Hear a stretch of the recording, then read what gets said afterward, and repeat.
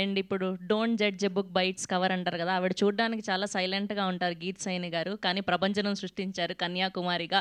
So ఇప్పుడు మా కన్యాకుమారి గారిని మాట్లాడవలసిందిగా రిక్వెస్ట్ చేస్తూ ఉన్నాం.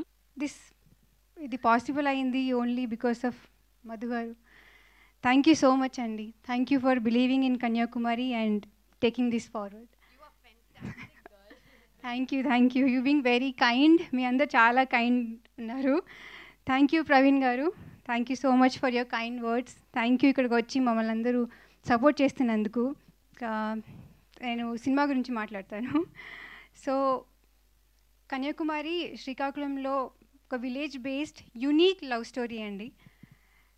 ఇది కామెడీ సినిమా మాత్రమే కాదు, దీంట్లో కామెడీ ఉంది, డ్రామా ఉంది, ఇమోషన్స్ ఉన్నాయి, చాలా హై ఇమోషన్స్ ఉన్నాయి. యాక్చువల్లీ చెప్పాలంటే for me Kanyakumari is like first వర్షం పడినప్పుడు మట్టి సువాసన ఉంటుంది కదండి, అలా అనిపిస్తుంది నాకు కన్యాకుమారి అంటే. అంత అథెంటిక్గా రా అండ్ రస్టిక్గా ఉంటుంది. మీకు చూసినప్పుడు మీకు అదే ఫీలింగ్ వస్తుందని నేను అనుకుంటున్నాను. చాలా టైం తీసుకున్నాం. ఇప్పుడు రిలీజ్కి వచ్చేసింది సినిమా, August 27th వస్తుంది. సో ఈ జర్నీలో ఐ యూస్ టు కొంచెం లోస్, మేము హై లోస్ అన్నీ చూసామండి, ఎక్కువ లోసే అనుకుంటున్నాను.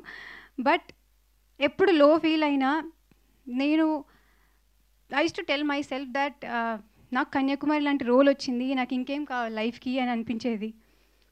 అండ్ ఇంకా ఆ లోలో ఉన్నప్పుడు మేమందరం, ఈవెన్ మీ సృజన్ సార్, ఎప్పుడు సినిమా చూసినప్పుడల్లా అది మాకు బూస్ట్ ఇచ్చేసేది, అరే మంచి సినిమా తీసాం కదా అని. ఆ లో నుంచి మమ్మల్ని బయటికి తీసుకొచ్చేసేది.